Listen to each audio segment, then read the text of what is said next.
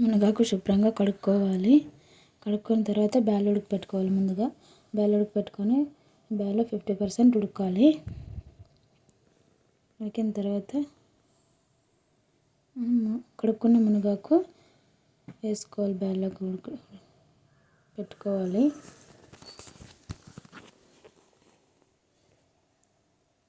పెట్టుకున్న తర్వాత అంత నీట్గా కడుక్కొని పెట్టుకోవాలి.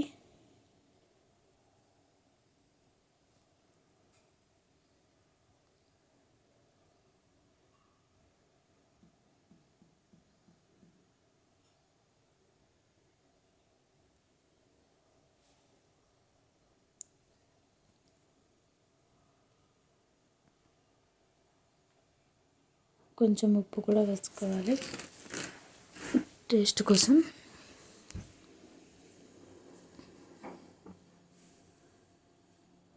ఇంత బాగా కలుపుకొని ఒక 10 నిమిషాల దాకా బాగా మెత్తగా ఉడికించుకోవాలి.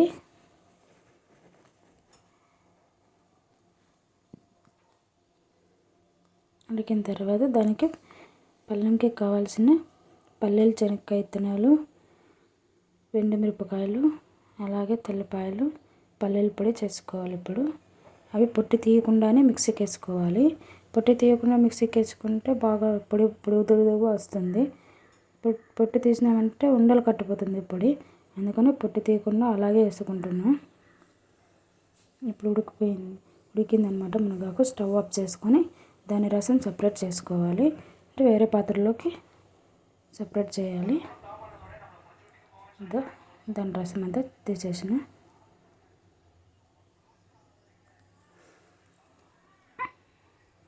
ఇట్లా కొంచెం కొంచెం తీసుకొని ఆరబెట్టుకొని రసం లేకుండా నీట్గా పిండేసుకోవాలి.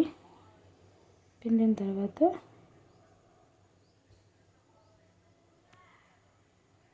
దాంట్లో రసం కూడా ఉంటుంది. ఇట్లా పిండుకోవాలి.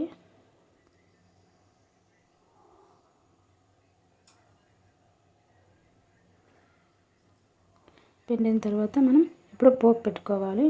పోపు కావాల్సింది ఆయిల్, ఆవాలు, జీలకర్ర, కరివేపాకు, ఎండుమిర్చి, అలాగే ఉల్లిపాయలు, ఎర్రగడ్డలు వేసుకోవాలి కొన్ని.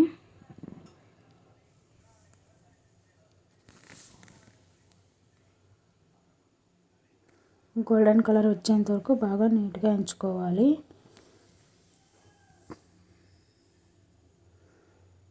వేయించుకున్న తర్వాత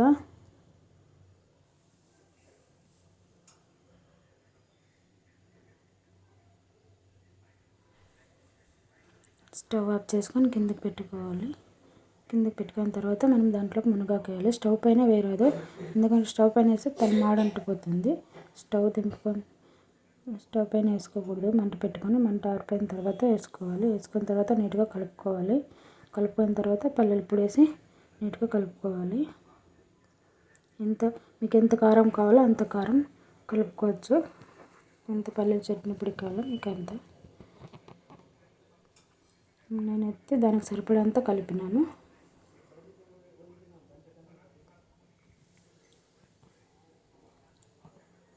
ఇలా అంత నీట్గా కలుపుకోవాలి. చూడండి ఎంత బాగా వచ్చింది. ఇప్పుడు కొన్ని ఎర్రగడ్డలు కూడా వేసుకోవాలి.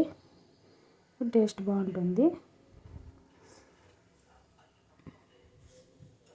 ఎర్రగడ్డలు కూడా వేసుకొని కలుపుకోవాలి.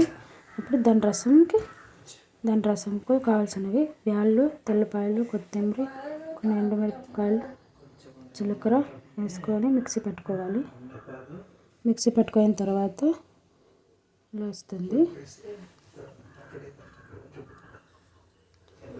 నీళ్ళు ఏమి వేయకూడదు, దాని రసంలోనే కలపాలి. అలాగే కొంచెం చింతపండు వేసుకోవాలి. చింతపండు కలుపుకొని ఇంకా కొంచెం ఉప్పు కూడా వేసుకోవాలి. మన టేస్ట్ దగ్గర ఉప్పు అయిందో లేదో చూసుకొని ఇలా కలుపుకోవాలి రసం. అది కూడా అన్నంలోకైనా బాగుంటుంది రసం. రసం కూడా చేసేసిన రసము, పళ్ళెం, మునగాకు పళ్ళెము, రసం కూడా చేసేసాం.